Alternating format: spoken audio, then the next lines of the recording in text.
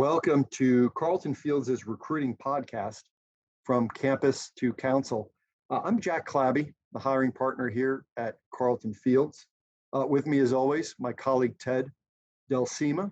Ted from our Miami office, often described as consistently wearing better shoes than me, which Ted, I don't love it, but I can't argue with it. How are you today? I'm doing well. And again, that's just a rumor. I'm not saying I started it. I'm not saying I didn't start it.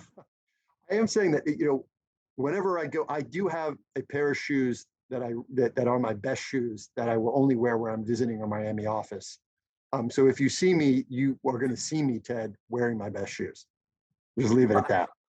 Especially in Miami, you have to. In Miami, the climate, it's very stylish, very up and coming, upbeat. It makes sense. They're more forgiving in New York. They're more forgiving in New York for whatever reason. And then when we go to see the DC office, no one really cares. They just want to talk politics. That's what they want to do. So today, Ted, we're going to be talking about, all right, we've gone through the OCI process. You've gotten a callback, right? So this is a rising 2L who has a callback to go and interview with a lot of people at a law firm. It's going to be in person, maybe it'll be virtual, but for the most part, these are going to be in person, I think, this year. So just talk us through a little bit about what you might get a couple of calls back. What are some of the thoughts in terms of how do you manage callbacks? Does the law student have a lot of say in when the callback occurs? What is it at a high level? Tell me about callback management. Well, the first, outside of management, the first feeling is, wow, I got a call back, like you're excited. Heck yeah. Because now you're moving the ball forward. Now, when it comes to management, I don't think you have much of a say. If you're going through the OCI process, you've submitted your resume, your writing transcript, your actual unofficial transcript, and that information submitted matched with an employer. And they're like, you know what? I want to meet Ted.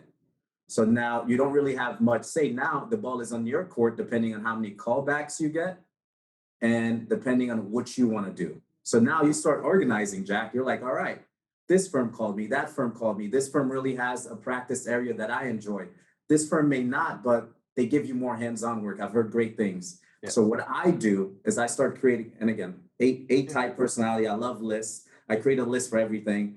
I've created a list for this podcast. So I create a list of things that are important to me, each firm, and then you start preparing. And in the callback, they're going to tell you what's next. They spoon feed you everything. What's next? When's the interview? Who you're meeting with? The time. So you start preparing for that. No, it's a good idea. I think, look, if you're given any ability to control when they're set, I like to think of two things. One is the calendar, and two is the time of day. On the calendar, you'd like to put the ones you're most interested in first, because I do think going early gives you something of an advantage.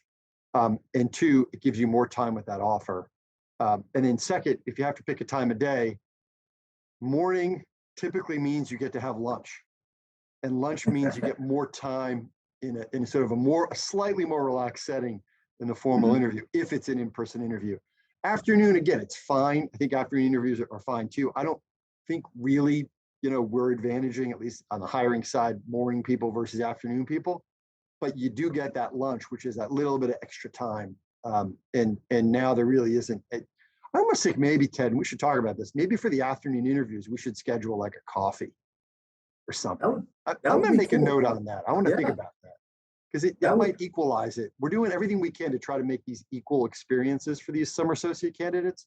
It might not be a bad idea, now that I think about it, to set up a coffee.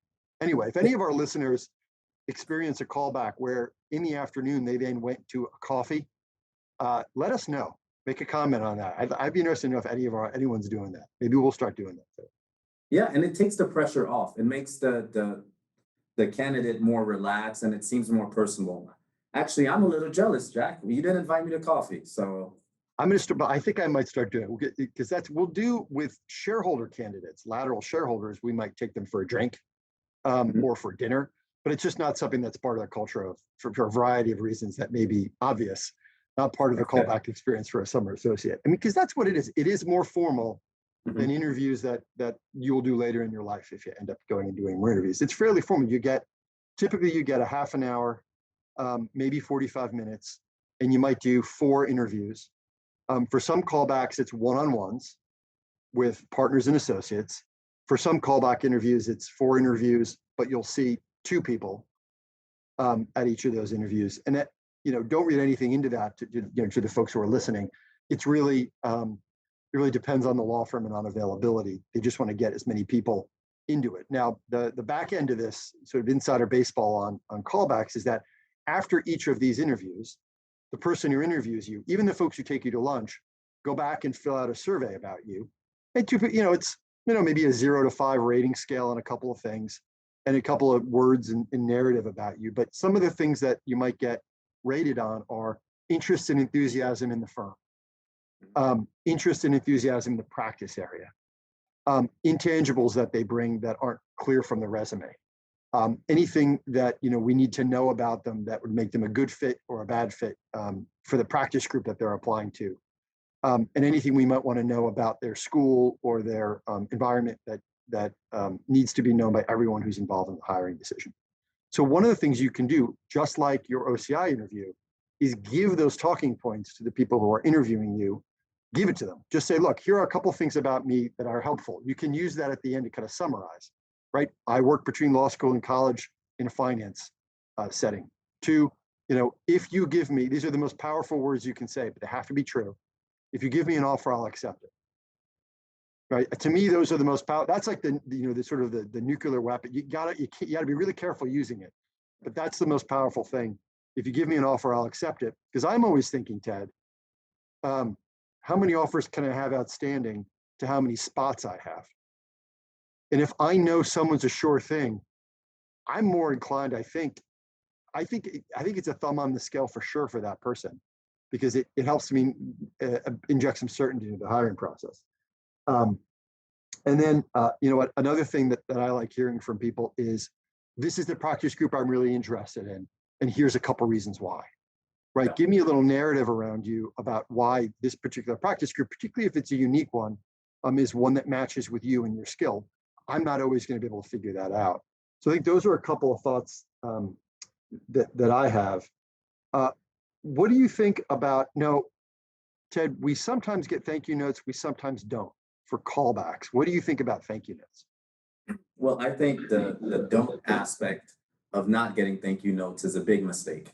Okay. You should always send thank you notes. Now, the real question is, now that we're remote, how do you do it? Do you do an email? Do you do, like an actual handwritten note?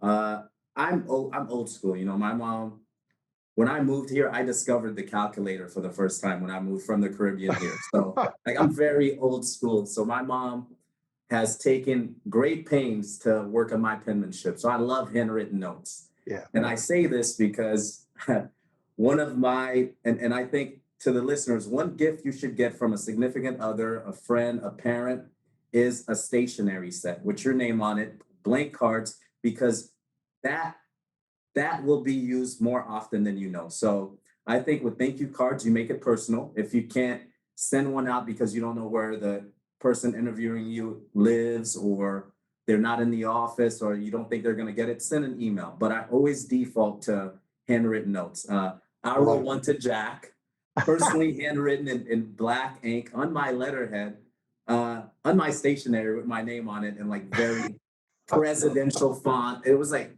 wow, man, I might actually keep this for myself, Yeah. And I sent it to Jack, and it means a lot because it shows you've taken the time, you've taken the effort, and you have to personalize it. And it goes back to what you said, Jack. You can't make generic statements. You can't ask generic questions. My thank you notes were I sat somewhere quietly and I was like, what did I bond or share with Jack in our interview? And I put that on a thank you note, and it was very pointed. So I think it's definitely a big mistake not to utilize thank you notes, whether it be email or actual mail. Agreed. I think handwritten notes are at the top. They don't have to be on proprietary stationery, Ted, but that is a nice touch, man, if you got it. Part of me is like, if this guy's got proprietary stationery, what does he need this job for? I was like, he's already there. Well, remember, I'm a non-traditional student, so I've worked for a while now. But I think, and then, if that's up there, then emails are good too. And, an email I'll usually write back and just say, thanks so much. It was nice to meet you. Right. So email does have that benefit of getting a response, but getting a piece of handwritten mail, like it is, it's like amazing. It's such a cool little gift to get something in your hand like that. It's a little present. All right, but one other word on traveling. If the law firm is paying for your travel or is splitting your travel expenses to the city where you're interviewing for, if you're traveling this year, just be careful. Don't go crazy on that travel budget, because consider it another form of communication between you and the law firms who you're interviewing with, and just be reasonable about it. I think, we've all heard horror stories. They're rarer these days, and they've been rare the last 2 years when there hasn't been as much travel. But of just, folks going out to fancy steakhouses and just putting the bill on the law firm, where it's kind of like, wait a minute, this is really just intended to get a law student here at zero cost. Just be cautious about that. But I'll say this too, when you get an offer, often it is a call. It'll be a phone call from the law firm, and then it will be followed by a written offer. There is an art to acknowledging an offer without accepting it. If you don't plan on it, the best obviously is accepting it immediately verbally with enthusiasm. But if you're not going to accept, if you want to think about it, or you want to see the offer, convey your acceptance to the person who convey your enthusiasm to the person who called you. It'll happen from time to time that we'll call somebody, we'll catch them on their cell phone in their car, which is, totally cool. But we'll say, hey, we want you to be a member of the summer. You're going to be a great, lawyer. We want to be a part of your journey. And we'll kind of try to get them fired up a little bit. And they'll say, so almost robotically, thank you. I'm accepting other offers at this point, and I'll get back to you. And part of me then's like, why did I make this offer? Like, I'm already regretting it. We're not, we're obviously going to continue to make the offer, and we'll compete to try to get that acceptance. But just consider again that, if there's some chance you're going to accept this offer, accept it. If there's some chance you'll accept this offer down the road, think through how you're going to be perceived. Because even if these folks, even if you're going to decline the offer, these folks could be colleagues of yours in the city that you're going to be working in forever. And there are folks who I interviewed with, 17, 18 years ago, whenever it was 20 years ago, who I work with now, who interviewed me for jobs that I declined or for offers I didn't get. So think about that, right? The long tail of this. Every interview you do in the city you might work in is an opportunity for you to make a friend and make a business contact. So treat every touch with them the way you would with respect. Let's say you accept, Ted. Should that be the last we hear from you for 8 months before you show up as a summer associate? What can you do in that time to kind of stay in touch? After you accept, right? So you're on a high. You're feeling great. Like you have peace of mind. I'm going to be working this summer, or I'm going to be working full time. The next step is reaching out to a recruiter, because throughout the entire process, we may not have mentioned it, there's a recruiter that's hands-on. It's like, your go-to person, because, the shareholders, the associates, they're busy. So you're dealing with the recruiter. So after you accept the offer, they tell you, hey, we're going to send you a paper offer by mail, and, sign it, blah, blah, blah, blah, blah. I would say follow up with the recruiter, say, hey, X, I've sent over the paperwork. I would like to know what's the next step. Asking them what the next step is, and then you're going to have that dialogue open. That's what I personally did. Yeah. I think too, take a minute, right, for everyone you interviewed with, and then write them a note saying, I got an offer and I accepted. I just wanted to say thank you. I'm looking forward to joining you in a couple months. Add them to your contacts, wherever you keep your contacts, add all those folks you met with your contacts. And then remember this, like, you're going to be a 2L. So like, you will have gotten your offer, within the first month of you being a 2L. You're going to be on campus for that entire year. And you've got these 4 to 8 friends, professional contacts at the law firm where you're going to be a summer associate. So if you have questions for them about substantive classes you're in, if you want to run something by them about, well, what classes should I sign up for the second semester? If you've got something, or there's a speaking opportunity where you need to bring somebody to campus to talk to a group that you're a member of, reach out, right? We've got nobody else we're helping but you guys, right? Like, start in on it now. Like, this is now your network. I think that really outstanding summer associates use their 2L year to start building relationships at the law firms they're going to join. Worst case scenario is you get like a nice email back from the partner, the associate you were buddies with, and they say, hey, can't come on campus for that talk, but thanks so much. Here's 2 or 3 other people who you might reach out to. Our really outstanding associates have that in common, that they use their 2L year after they accepted for the summer associate position to keep us apprised of what they were up to and to use us for any way we could help them on campus. All right. Well, Ted, thank you again for joining us here and sharing your wisdom with us. Want to thank everybody for tuning into this, our 3rd episode of Carlton Fields Recruiting Podcast, From Campus to Counsel. And please continue tuning in, and best of luck with the recruiting season.